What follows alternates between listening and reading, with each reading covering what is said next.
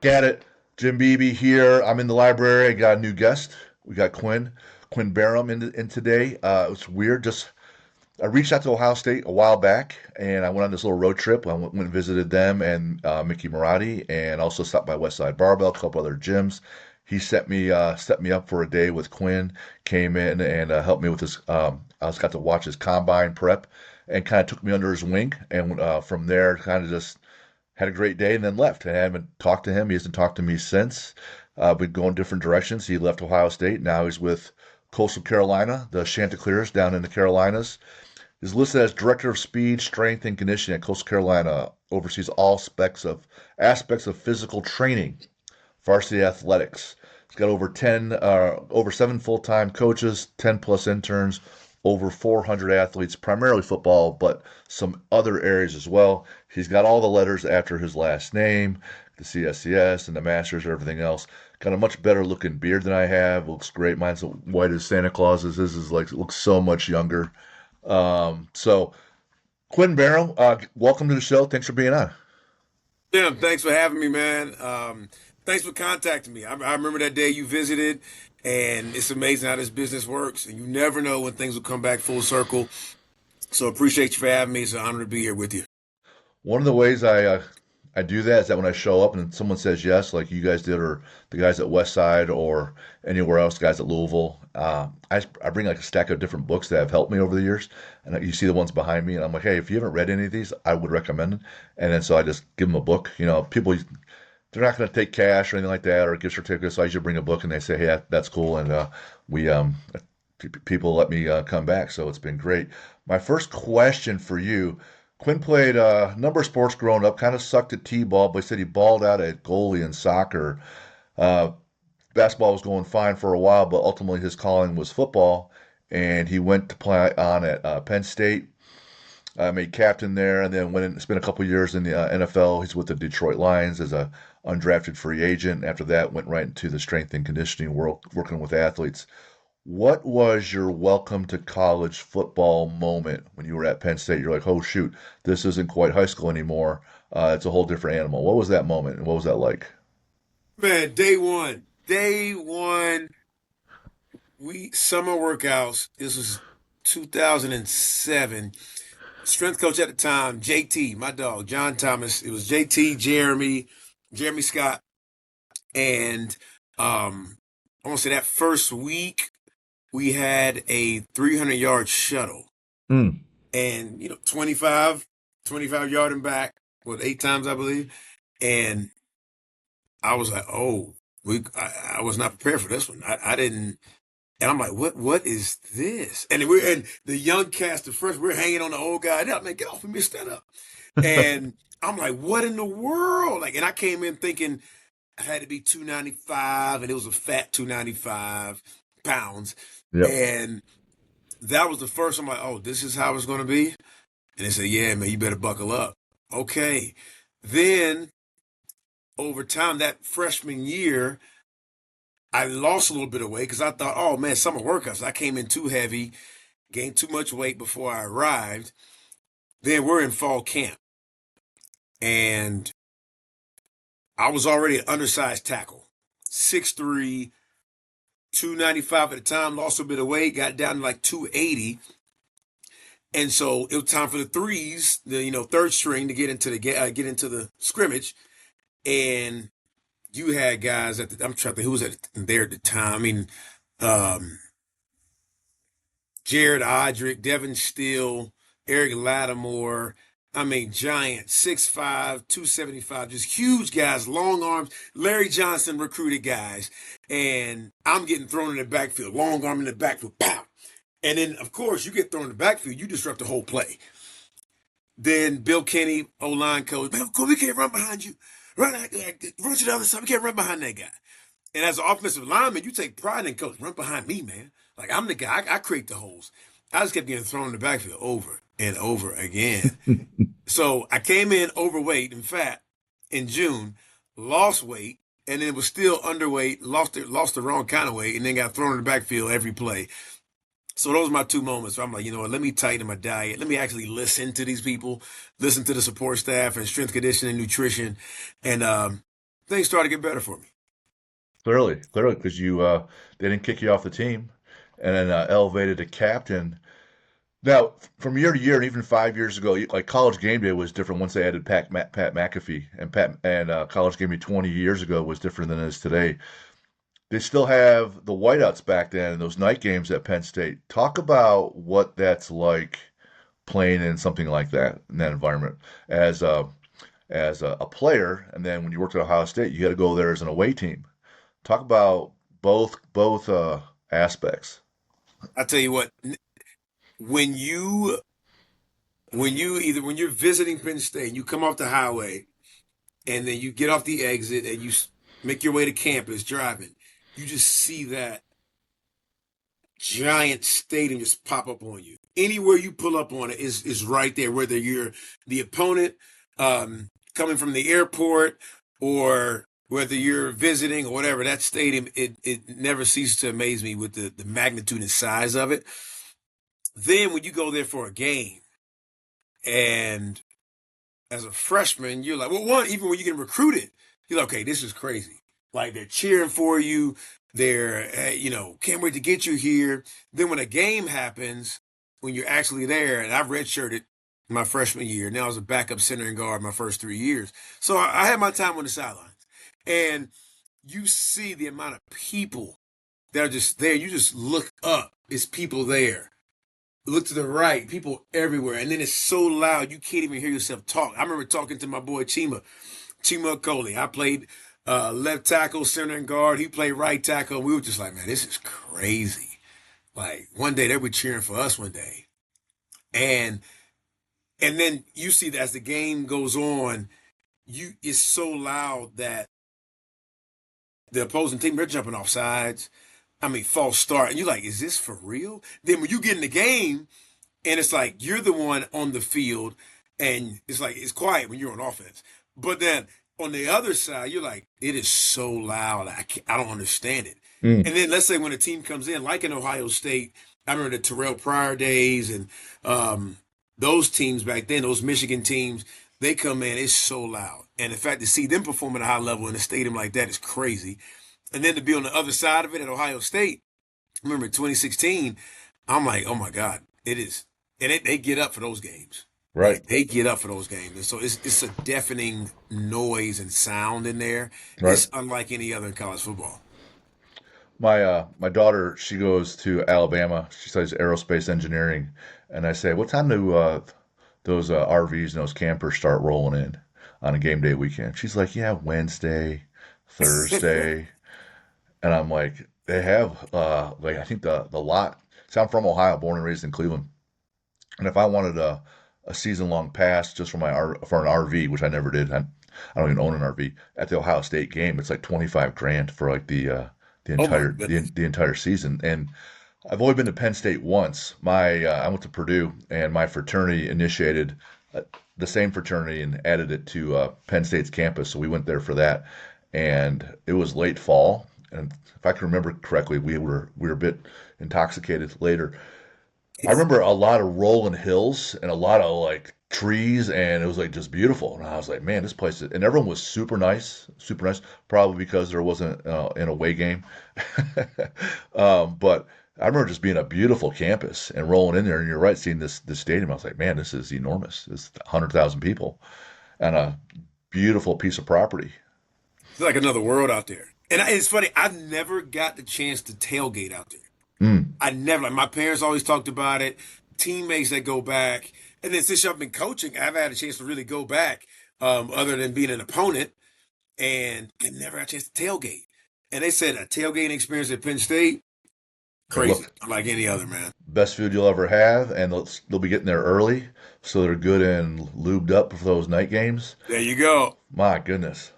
Um, Similarly, you advance, you do well enough.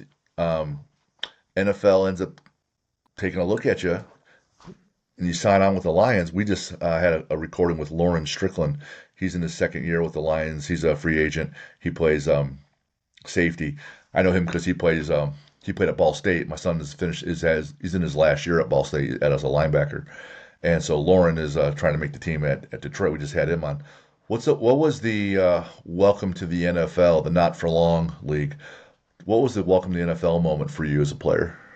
It was definitely not for long. It was free agency, and I remember watching the draft on Saturday. My parents, I'm in my living room, no draft party, none of that, and I'm watching the draft. And part of me thought I might get selected on Saturday, but I'm like, nah, let me just keep doing my house chores, doing my normal stuff. I still worked out that morning, and so once the draft was over, I'm on the phone with my agent, and we're talking, looking at different opportunities, and so the best opportunity for me was Detroit.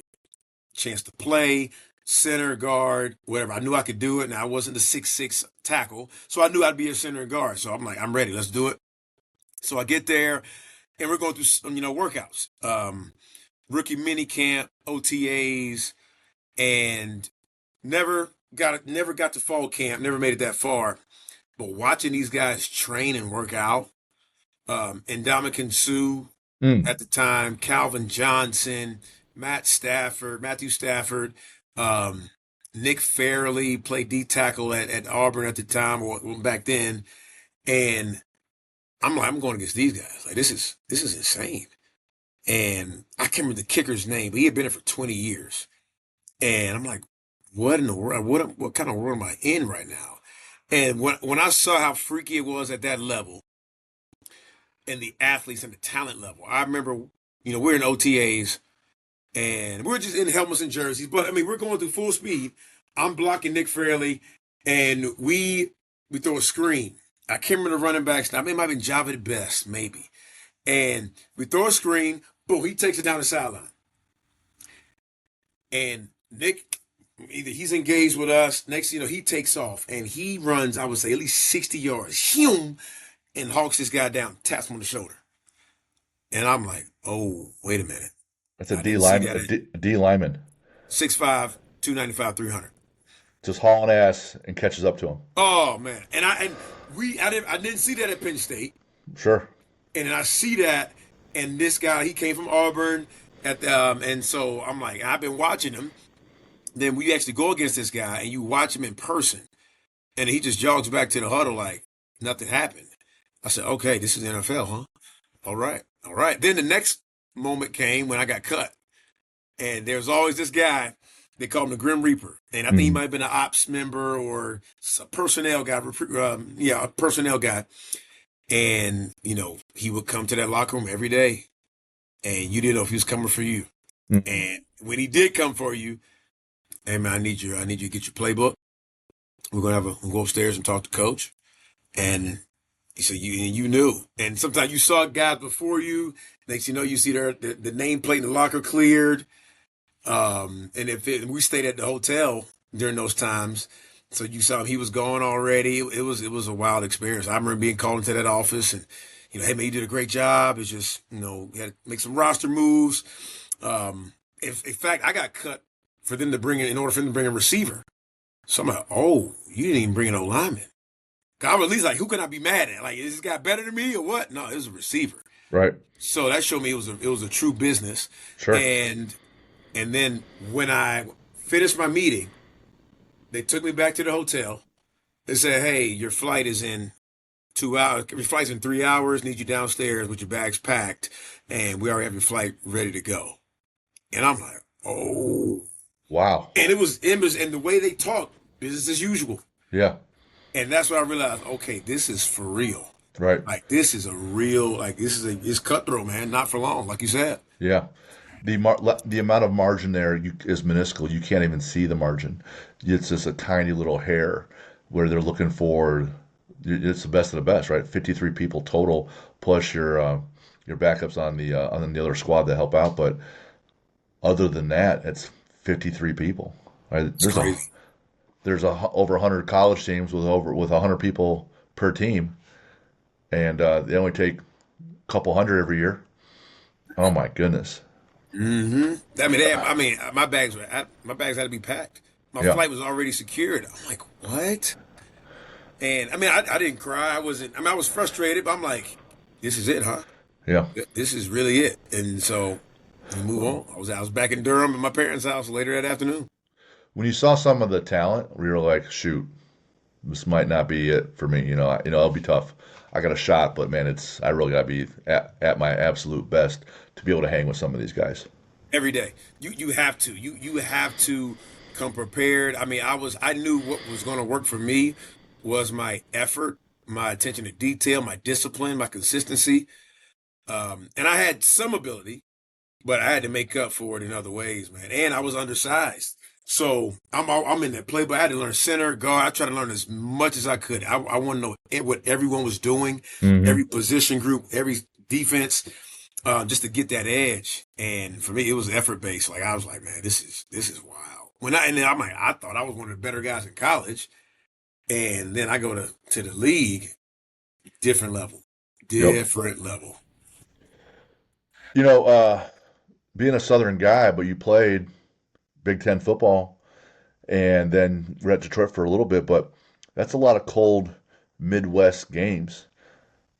October, not so bad, but November, December, right? And you could be at Michigan, you could be at Iowa, Wisconsin, Nebraska.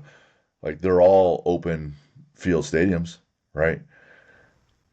Talk about getting up for some of those games, but also sometimes those non-conference games. You could head down south to Auburn and be 95 horrible heat and humidity. Talk about getting through some of the just the overall environment.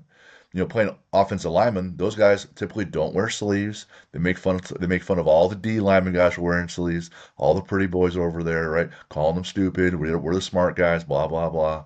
But there's a lot of pain and suffering in that line.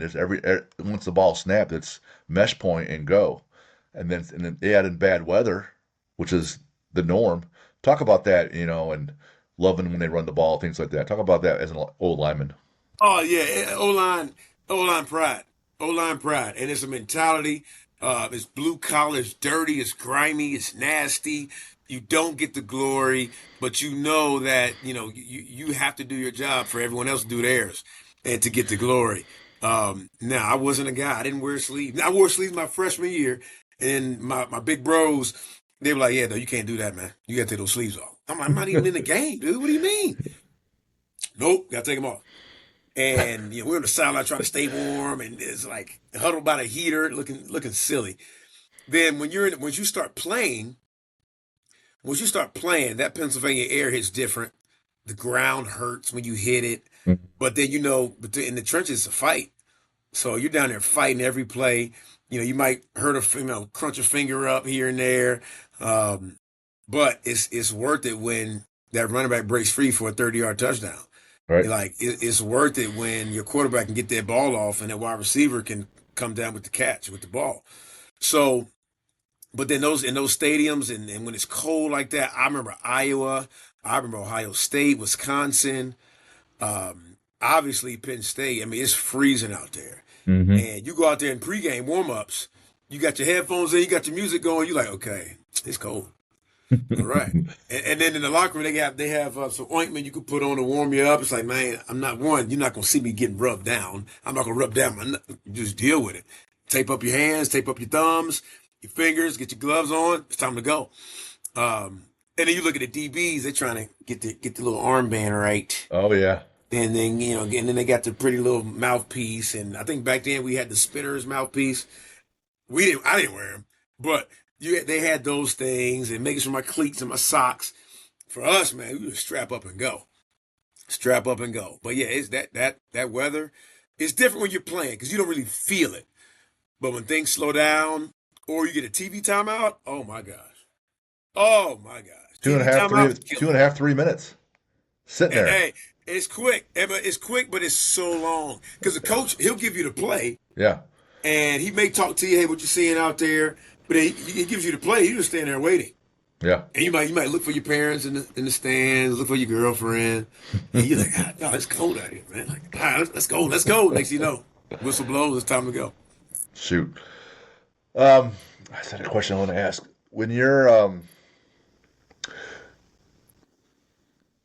What do you absolutely love about football? Is it run blocking, pass blocking, running a trap play, and someone coming through, they don't see you coming to put your forearm in their ear hole? If you had to sum up these one or two things. So there's obviously some things that no one loves about football. What's one or two of the things that you absolutely love about With O-line play, you get to impose your will on somebody. You get to move a man from here to there. It's like, hey, you're right here, and I'm going to move you over there. Now, I know you're going to resist. You're going to fight. You're going to do the best you can, but I'm going to get this job done. And it's good. It's even better when you have a battle. When you're going back and forth with a guy, he wins a battle, he wins it down, you win it down, but you just keep showing up, and he starts talking trash to you. I was a guy I didn't really talk trash because I was so tired. I mean, I'm done. I'm done. and but it's just the physicality of it. I mean, there's nothing else like it that I've seen, and I loved I loved run blocking. I really love pass blocking. Just because you can just stay in the front. You're playing basketball with a guy, but then if he wants to bull rush you or he may give you a spin move, and I'm still right here. I'm still right here. I love that part of it. Um, then I love long drives, 8 play drives, 10 plays, 15 play drives, and then just that satisfaction of a touchdown, it? knowing that you never knew when it was going to break, you never knew when that play was going to happen, and let's say you're the block that sprung that run, that sprung the touchdown. You hear the crowd react to it, and let's say you see the running back, boom, zooms right by you. Oh, he's gone. Okay, and you're running, you're chasing. Okay, he made a miss. Oh, and it's a touchdown. Like Right? that just makes it all worth it. And you see the fans go crazy, and you hear just the music, and I mean, it's nothing like it, man. It's nothing Mm. like it. So things don't work out in Detroit. You come home, and what you said you had listed, I couldn't believe it. Your next step was, at least in your mind, you're going to be a personal trainer for celebrities and just travel the world with all the hot guys and hot girls and being a personal trainer, living that fun life on planes and stuff. How'd you get there and then not there, moving on to strength and conditioning in schools? It's a great question, man. I'm like, because I knew, okay, I knew I wanted to train people. I knew, okay, I love the weight room. I love body transformations and what it does for people and the confidence and all those things. And I'm like, man, what if I got a chance to travel the world and just basically be with Will Smith and did whatever he did, and then just train him in the mornings, train him at night, whatever, and then we go bungee jump, do the things he does, watch Right? him act and do his thing on set. And it's like, well, what about Denzel? Maybe you with Denzel all the time, and just traveling the world, seeing Italy and Africa and all these places. Then I'm like, all right, what about let's get really like, what about a real guy, man, like Dwayne the Rock Johnson? Train him over there in the Iron Paradise and all that. So that was the initial dream and the goal. And I'm like, I don't know about this anymore. Like, how do you even meet these people? Like, how do Right. you get in with them? And back then, Instagram was just starting, Facebook was hot, Twitter was just beginning. This was 2010, 2011. So I'm like, yeah, that's not really realistic, man. So then I did internships. I had a physical therapy internship in college, interned in the weight room my senior year, the spring semester, then came home after pro ball was over. I'm like, all right, I want to train people. Started my high school, and I'm listening to Joe DeFranco, I mean, who was at West Side back then? I'm trying all that stuff. Didn't know what I was doing. And I'm going out of the encyclopedia bodybuilding. I'm just trying stuff out at my high school with these kids, and we're doing box squat, bars crashing on their backs. I'm like, I don't know what this is going to work or not. I saw that guy do it, and then it grew, man. It grew, but yeah, I was in my high school weight room, assistant O line coach, fake strength coach, and then it just grew from there. But celebrity personal trainer, nah, that had to go soon. Gotcha. So you work your way up, and I met you over Ohio State, and it looks like it's a well-oiled machine. When I came and visited you guys, everything's humming along, and I have a note here about you dropping a whistle. Well, that's not necessarily that big of a deal. But you wrote dropping a whistle, leading the warm-ups at Ohio State football. Like mistakes happen. It's not a big deal, is it? It's not a big deal. Everybody makes mistakes. Nobody's perfect. Okay. I'll tell you this: I did not deserve to be at Ohio State my third year coaching. I did not. I was not supposed to be there, and that's how I know it was outside of my power, outside of my doing. that I ended up there my third year of full-time coaching at the college level. And for Mickey Marotti, who is like he's a mentor. He is like family to me, like an uncle, another father.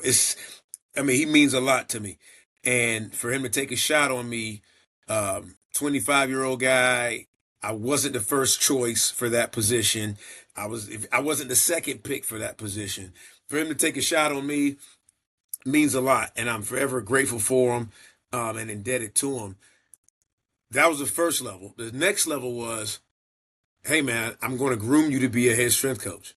Part of that is leading the warm up. You lead the warm up, you're setting the tone. Yep.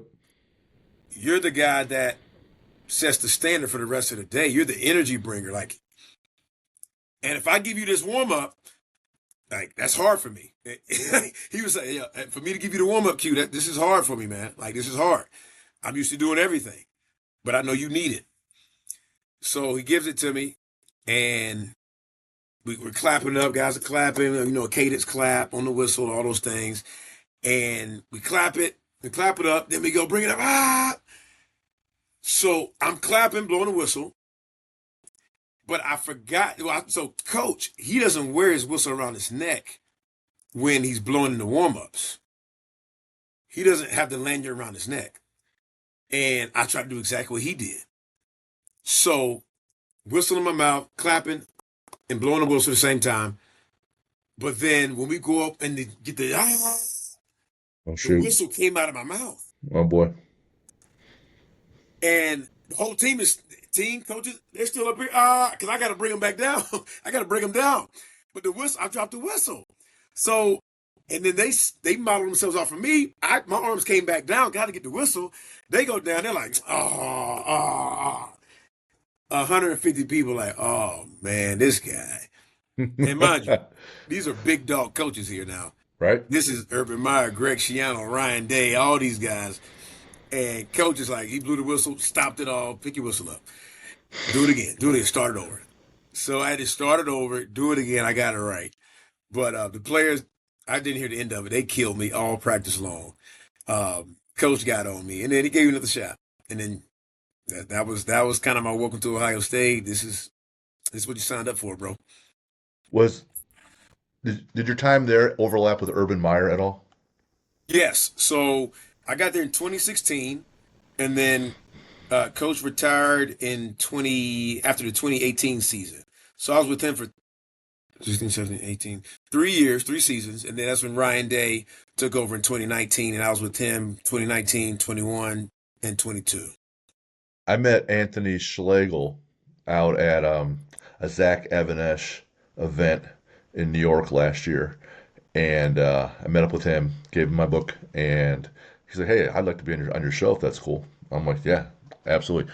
But I don't know if you know Anthony or not, but Oh yeah, lot, oh yeah, lots attack and of dominate, attack and dominate, baby. a lot of energy, right? And he's a good old boy redneck where he wants to be out just doing stupid shit in the woods. And he said that when he was coaching under Urban, I think maybe at Carolina, maybe Panthers, he's like, if you make a mistake, Urban's intensity was, he said, Schlegel's words were, he will melt your face off. He will melt your face off, coming at you, screaming at you, saying everything you can about you, like calling you out for everything. The intensity was just unbelievably relentless. Oh, Playing. it was, otherworldly, and I get it now. I get it. I get it. He didn't talk to me for 2 years, at least 2 years, and we're passing through the hallway. Whether it's I'm coming out of the weight room, going to the restroom, or he's walking around, didn't say a word. Barely Mm. make eye contact because he was so intense and focused on what he was doing, and he was big on adding value. Add value to the program in some type of way. He didn't care if you were the starting quarterback, or if you were the fourth string long snapper, or you were the custodian. Add value and be the best at what you do. And whatever responsibilities you get and you receive, own it. Yes. That's your baby, and be the best at it. And my responsibilities at the time, um, I was working with the skilled players, wide receivers, DBs, training the specialists, kickers, punters, snappers, um, combine training, pro day training. And so be the best at what you do. And if you aren't, we'll find somebody that wants to be and will be. And that's how the culture was there. And I believe it's still the same, knowing that Coach Variety is still there, Sure. is you got to add value, be the best at what you do. And if you're not, we'll find somebody else. And people, anybody want to be in that spot. Yep. And so I knew it was a value spot, a coveted spot, and I had to match coach's intensity. Now you're down at Coastal Carolina. Um, and over the years, growing up, they'll say, well, that person's like this because that's how they're born or built that way. So there's the whole nature versus nurture argument. And having coached at some different places, played at different places, been around different people, you start to come up. You said, oh, I don't even know what they're doing at Westside with box squats, but you know when to incorporate it now. And everybody's different personalities, right? And so, what are a couple of the things that you have made your own or you've adopted from along the way that, hey, when I run now that I'm the head guy running the strength program for a major program, here are some of the staples, here are our core values, here's what I want to be, I want us to be known for. Yes. My goal at Coastal now, I wanted to make Coastal Strength Conditioning a worldwide brand. So that when people see this Chanticleer head here, they see that shot head, they know that in terms of strength conditioning, they're the best at what they do. They are experts at training. They know that if I were to send my child to play volleyball, football, soccer, tennis, baseball, I'm getting the best training possible. I'm getting coaches that are intentional, that are passionate, that are a staff that is aligned, a group of people that respect me as a person, as a student athlete, and respect my child if I'm sending them there. But we want to elevate and be the best at what we do. Hmm. And so when it comes to just training on a day-to-day basis, we're going to create an environment where hard work, discipline, and consistency are embraced and respected. So we want our kids, we want our athletes to enjoy training, but we want to enjoy hard training. And so if that means putting on the music they enjoy, fine. If that means just setting that environment for them, we'll do that. However, we're going to train hard. Like we're going to push you to your absolute limits. Hmm. And we're going to make it memorable. And we're going to make sure that you leave here feeling accomplished, empowered, and knowing that, hey, I got that work in. Whether it was 6 a.m. or 6 p.m., we're going to make sure that we push our athletes to be the best that they can be and provide the best training possible. So far we've only been on the show here for about a half hour, but a couple things. One, you pointed out that at the lines you want to make sure you knew the center's job, the guard's job in case they moved you, or in case you line up against somebody. So there's a knowledge component. You talked about first year at Penn State, came in heavy and not the good kind of heavy where you're strong and lean and still powerful, a little bit, too much body fat. Then you're talking about intensity. So in the athlete builder world on this show, in my book and what we're about, with the head, there's your mindset, who you are. You talk about intensity and discipline. Then still there's the knowledge of your sport, how to do a box squat correctly or not, or the playbook correctly or not. And then there's what comes out of your mouth. That's your team, how you work with teammates. Three things in your head. In your body, it's how do you eat, how do you train, and then how do you recover. And you're already touching on three or four of the things that we talk about. We figured there really isn't really anything else. If we keep pushing the envelope in all six of those areas, finding whatever the weak link is in all six and bring that up. Find out where we're awesome in all six and bring that up so we can actually use that as our competitive advantage to beat people. You're already doing that all the time yourself and then instilling it in others. How do you do that year after year when a lot of times in a 100-man roster for a football team, and you said you got 400 athletes because you have other sports, you could have 50% turnover. You might not bring in as many high school seniors. Maybe it's less now. Maybe it's probably not the 22 to 25 like used to happen 10 years ago. But you might lose 50 players and they have to bring in another whole 50. The entire makeup, consistency, camaraderie of the team is completely turned over. Development is now out the window almost. People are already gone. Got to come in and play immediately.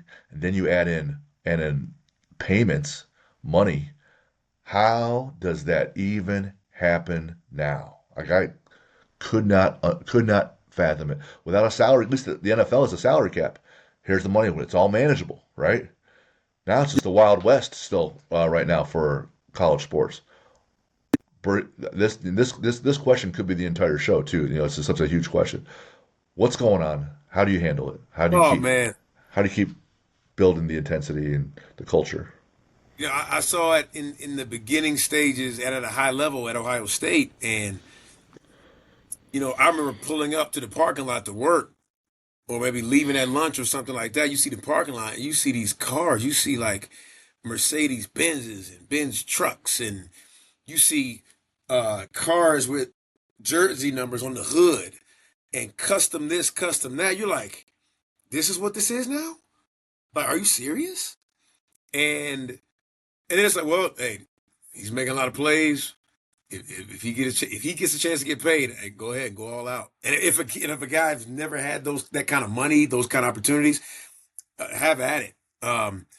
So I saw that at the Ohio State level, and even walk-ons, they had opportunities. Hey man, you stay on this video game stream for a certain amount of time, you get a certain amount of money, and just talk about our company on your stream. Then you come to Coastal, um, trying to figure out the NIL situation. How does it work at a group of five school, and how can we get more money? And what is it? What do you mean the guys may only be here for a semester? What do you mean? Like, how does that work? How do I get paid? All those different things. So you're trying to figure it out. How much is a Sunbelt running back worth? What is the asking price? What do we have to give? And so all of that is happening, and it affected recruiting. It affected, the athletes we could get. The conversations were different in recruiting visits, and how we train was different. And so I'm like, okay, how do you do this? Is this NFL free agency? If you know you only have a guy for maybe really 4 months from January to April, because pretty much spring football, winter workouts and spring football, that's his tryout period. Then, or if I get a guy that comes in June, you get him from June to December, that's what, 7 months. So then it's like, how can I maximize this time? If it's a freshman, if it's a freshman, you'll make a lot of gains there. But if it's an older player, you got to learn as much as you can about his history, injury history, training history. I'll call the previous strength coaches. Hey, what'd you do there? What are his tendencies? Did you back squat him? Did you load him up? How did you load him? What did you do to fix it? Try to build off of that, and then kind of meet them where they are. Like if he has a mobility issue, try to emphasize that. And you may see some individualized programming, but you had to really get detailed and know what the athlete was coming from previously and then how to train them there. And it's like, if I only got you for 7 months, we're going to maximize it. Like, and the basics work. That's one thing I'm learning. The basics work, especially how you talked about taking care of the body, Yep. just eating, hydration, monitoring body weight, skeletal muscle mass, body fat percentage. The basics work, and we have to maximize them, especially in the transfer portal era. Mm, mm.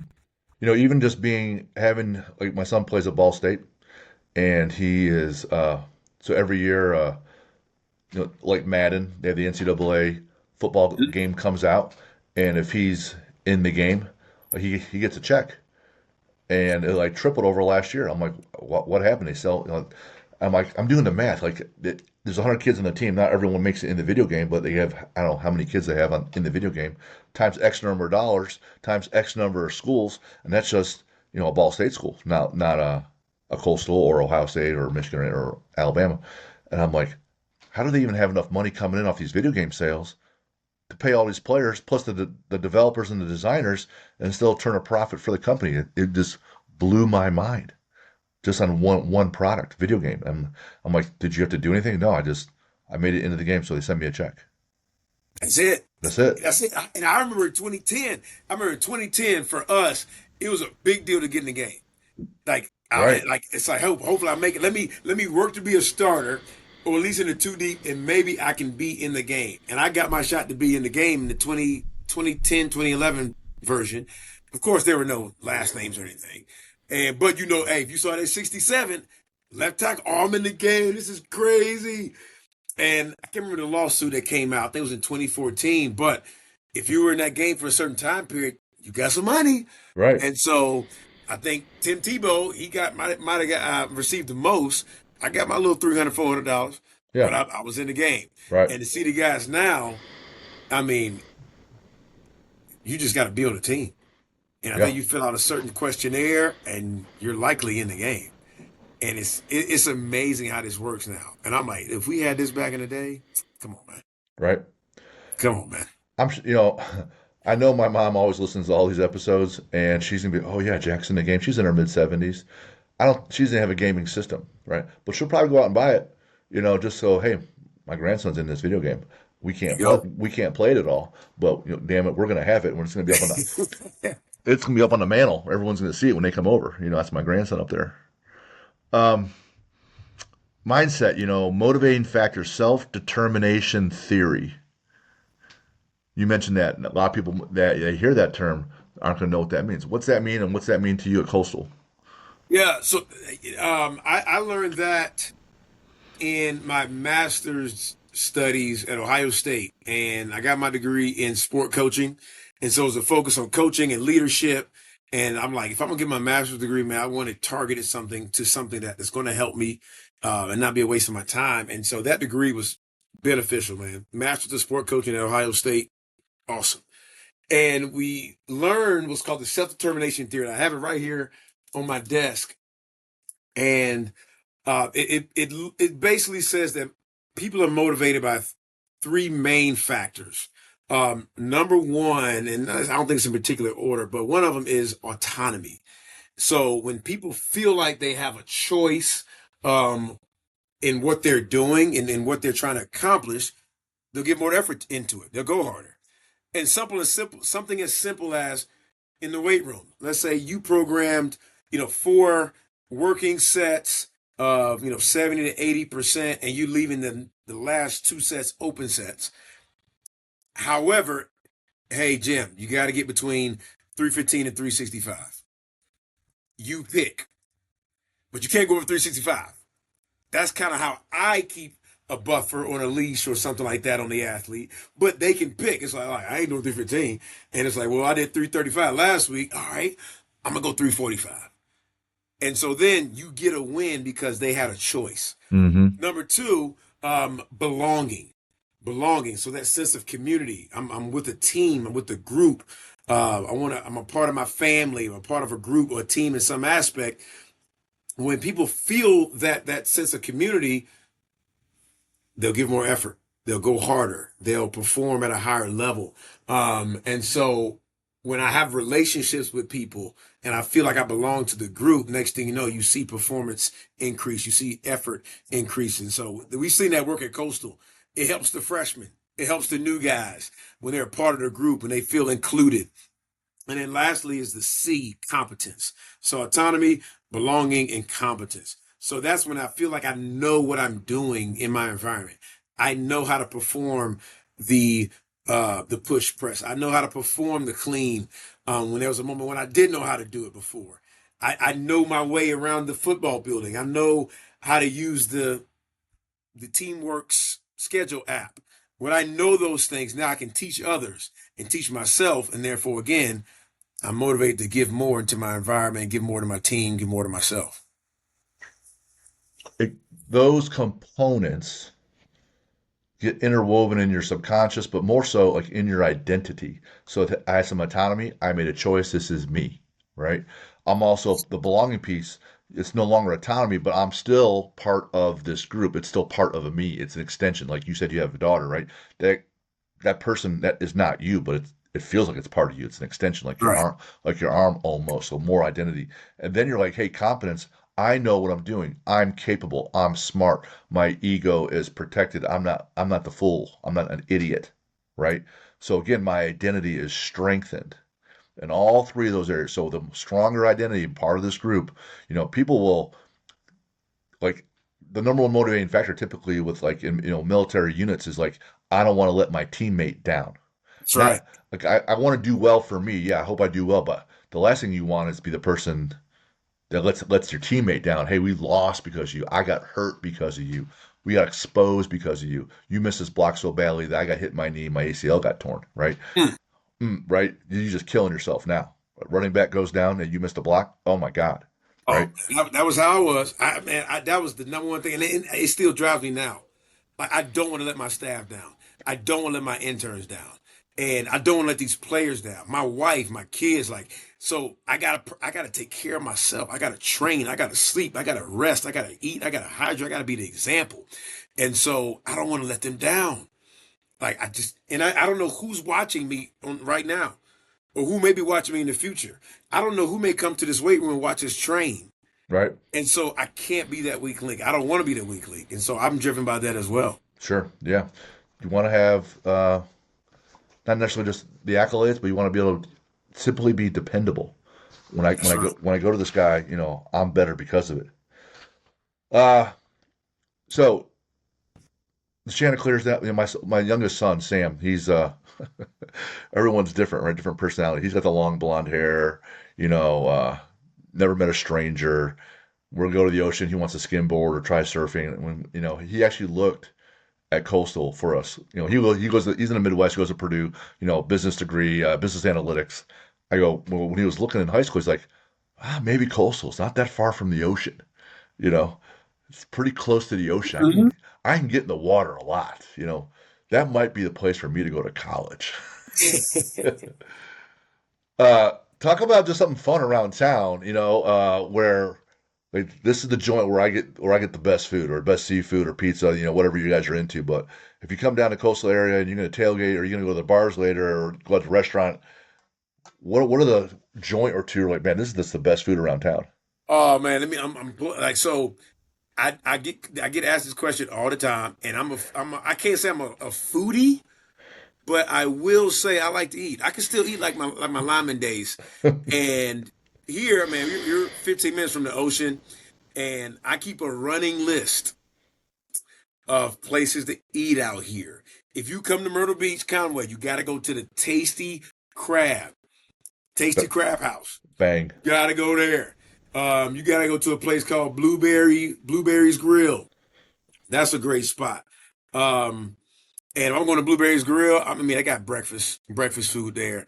But you go to Tasty Crab, I mean, you're cracking crabs and lobster and Mm, shrimp pasta. I mean, and then and the seafood is different because it's fresh. right. It's from the ocean. Like around here, we're not going to Red Lobster. Like we're not. No. I mean, you're going to a place where you will get authentic, real shrimp, flounder, whatever it is. Um, you're getting that type of food. Mr. Fish's seafood market. Great spot. Nice. Great spot. The she crab soup is really, really good. There's so many places. I mean, like I said, I have a running list, and I mean, it's so many great places. And because even the tourist places are good, but you have a lot of spots out here that aren't touristy, Right. and you can get some great seafood if you really love it out there. Awesome. I went to Purdue, and so what in the football world they were known for two things. Well, at the time, it was pretty fun because Joe Tiller was there, which then meant Drew Brees, Kyle Orton, and a few guys that pretty awesome quarterbacks. But they're known for that train that drives around town, and then Uh, they're the world's largest drum, right? The Horseshoe at Ohio State, the Big House in Michigan, Iron Bowl down south. What's Coastal known for? The mascot, what's the party like? What's Coastal's environment that they're known for at during football games or basketball games, things like that. yeah, so I got to correct you.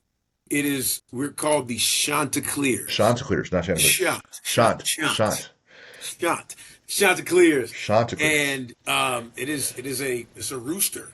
Yeah, It's an aggressive rooster, and from Shakespeare. yes, Yeah, yes, that's where it's from. And this was all new to me, and so Coastal has only been in existence since 1954.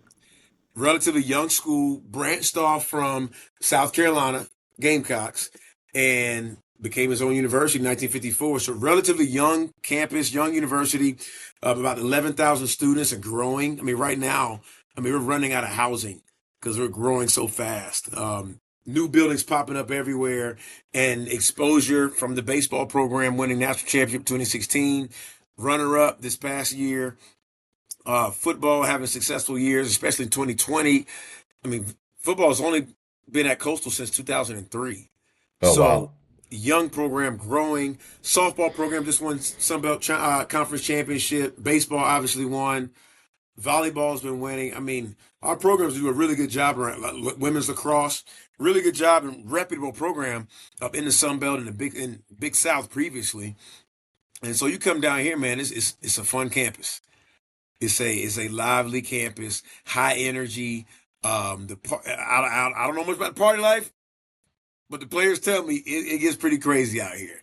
And if you love the beach, you love the water, it's something about it. And people from everywhere. I mean, you have a lot of Northerners that come here, a lot of Jersey folks, New Yorks and Philly. They come down here and they love it.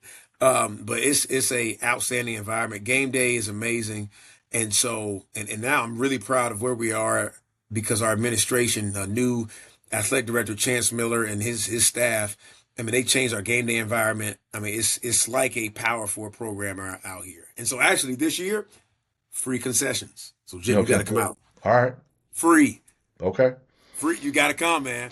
Okay. So, and so we're creating just that environment. It's lively. We have staff members that have been at the higher levels, and so between knowing the local environment here, the tourist environment here, the tourist setting here, added with people who've seen at high levels, you add that and combine that with winning programs and a great product in sports. I mean, it's a great place. I think this place is a gold mine, if you ask me. I Fun. think it is. And we're trying to make it even bigger and better. Fun. Fun. What's the team physically going to look like now that they get on the field here in the fall? What kind of product are you going to be putting out? Where are you guys looking to run, throw, both, balanced, real quick, or just dominate up front? Like, what's going to be Quinn's stamp on the football program here in 2025? um, when you see the Coastal Carolina football program this year, you're gonna see a tough program. You're gonna see guys that impose their will on people, that try to dominate you every single play. Physically tough, mentally tough, emotionally tough. We hope that you don't see foolish penalties. We hope that when you see us, you see a certain standard of play where it's like, I like watching this team, and it won't be gimmicky. Brand new offense, air raid offense with Drew Hollingshead, the offensive coordinator. Um, Coach JJ Jeremiah Johnson came from Louisiana Tech, bringing that defense over here. Really excited about what we can bring. And so we try to focus on four major things this offseason, in the summer. And I believe in having a well-rounded, comprehensive program. I like it when people look at us and like, okay, you look different. Y'all look different. Like I like our old linemen to look a certain way, big, dense, confident. I like the D line to look imposing, lean, strong. I like our players to walk around like the big dogs because that's how Mm. we train. We train to be big dogs. And we try to focus on being more powerful this summer, faster, playing with better leverage. So focused on our just ability to just to maintain what we call football position longer and in our work capacity. Like we want to outwork you, outtrain you, outsmart you, out hustle you Mm. all game long and then some. So and that's how we train and we train hard. We don't apologize for it. We actually like it when players say, "Hey, coach, I have to lead the program because I can't. This is too much for me." Like I like that. Now we hate to see players leave, but if we know that we made it so hard that guys take pride in it and wear hard training as a badge of honor, that's what we want. Mm. And then when they see it show up on game day, where it's just domination all game long, that's when you know it's like when the kids say, "Hey, weight room, better get in that weight room." I love that. That's a compliment to us and the work that the players put in the offseason. So those O linemen starting off with some 300-yard shuttles. Oh no, we ain't doing that here. No.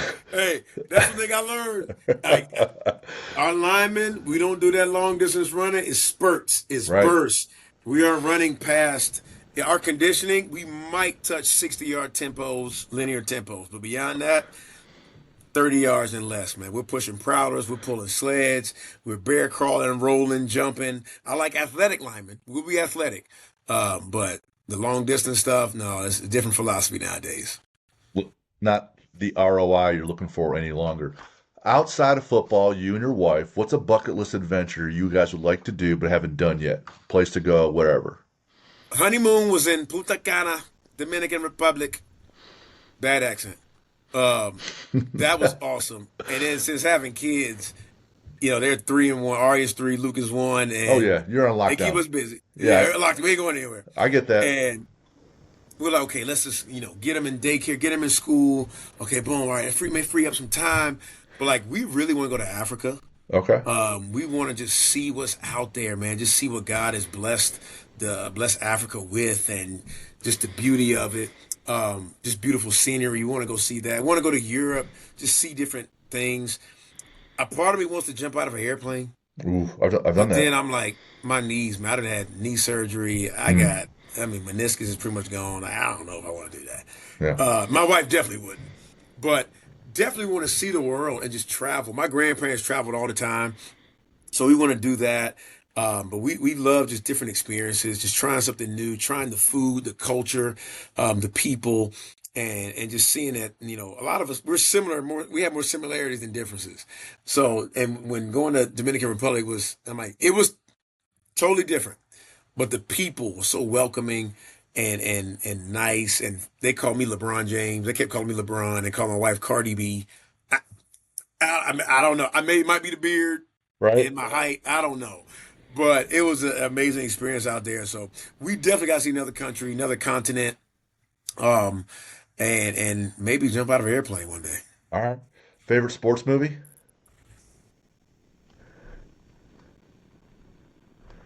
Remember the Titans. That's that's a common one. Yeah. Favorite sport to watch? Ooh. It used to be football, but kids, man, I can't sit there for 3 hours anymore. Right. It used to be football. Um, I really love basketball, but I like playoff basketball Yeah. or Final Four basketball. I could Right. watch that. Just stakes are higher. Favorite athlete to watch? Any sport? Ray Lewis. I love Ray Mm, Lewis's intensity. I love Steph Curry's confidence. I love LeBron's dominance. And as a kid, watching Jordan cold blooded, I right. loved it. You got a book that you recommend? Yes, How to Win Friends and Influence People. Classic. Uh, I took the cover off, but I got it right here. Yep. Dale Carnegie. Huh. I love 48 Laws of Power, Robert Greene, any of his work. And then obviously the Holy Bible, but Dale Carnegie, man. And I love John Maxwell too. John Maxwell has some great stuff. I've been through a couple of Robert Greene's books, and his disciple Ryan Holiday. Yes. Ryan Holiday came from Robert Greene. He was like his researcher for a while. The Um, obstacle's the way. yep, Obstacles Way. Love the Bible as well. Do you have a favorite superhero? And I want to say this could be a real life person, or it could be fictional. Fictional Batman. Because he didn't have the supernatural abilities. Right, Just grit, right. effort, work. Now he has some resources. He has some resources. He sure did. But He he's the he man. made And those I two. like He I made those like two. yeah, I like the Christopher Nolan Batman. I like Oh yeah. yeah, I like that one. I don't like any other ones. Real life superhero, I would definitely say my parents, and my parents, my grandparents, just kind of just how they raised me, and just having strong men in my life has been helpful. Having strong but also soft women in my life has helped me just grow. My wife is my superhero, so those people, Chastity, they've been awesome, and they've helped me just be the man I am today. So definitely them, and then Batman's in that mix. How about the villain though? Who do you like there? Thanos. Thanos. When he Badass, came on the scene and he's two piecing and slamming the Hulk right? in the beginning, I'm like, oh, this dude's for real. Because we Right, thought the Hulk was indestructible. right. Super Like, strong. and when he came in doing that, and then just his quotables, and he's bringing moons out, and I'm like, oh, okay, this guy's for real. You got a favorite lift in the gym? It changes. It changes. I rotate. Sometimes I like rowing and pulling big back. Then I like squatting. I'm a long-legged guy, so I like squatting. Something about leg curls and just that hamstring soreness the next day. That I really like that at times.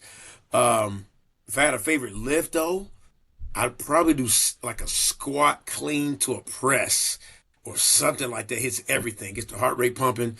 But then I'm always a chest guy, but I've been punching in my whole life with O line play, so it rotates, man. You got a quote for us? Be on guard. be strong, be courageous, stand firm in the faith, and then do everything with love. That is 1 Corinthians chapter 16, verses 13 and 14. Be on guard, stand firm in the faith, be courageous, be strong. Some translations say act like men, and then do everything with love. And that's how I live my life. Attaboy, attaboy. Where can people find you? I'm on every major platform, mostly on Instagram, at Quinn Barham. First name, last name, the same. I try to be pretty consistent, so it's easy to find me. Quinn Barham on Instagram, at Quinn Barham on Twitter X, and then I'm on LinkedIn as well. That's Samuel Quinn Barham. That's my full name, but I'm on every major platform. Facebook, I'm out there because my parents and my family members are out there, but mainly Instagram is where you can find me. Awesome. And for those that want to reach out to us, keep doing what you've been doing. info@athlete-builder.com. Quinn, didn't disappoint 2 times in a row over the first time at Ohio State with combine prep. Help me out there. And then today on the show, a lot of energy, a lot of great nuggets, a lot of fun. I had a fun time. It was a fun show. And thanks for the generosity coming on the show today. Thanks for making a difference, making an impact, leaving the place better than how you found it. And good luck to you guys this season. Yeah, I appreciate it. Wonderful opportunity, man. I'm glad we got a chance to get this time in. We're right in the middle of camp. And so, but this means a lot to me. And I appreciate you, what you're doing. I think you're a light, man. Keep going. I'm going to get your book. And so for all of you all that are out there, Coastal Carolina Chanticleers, check us out this year. Hopefully we won't disappoint. Free concessions at home games. Come see us. Conway, Myrtle Beach area. Shots up. Bang. All right, Quinn, we'll see you.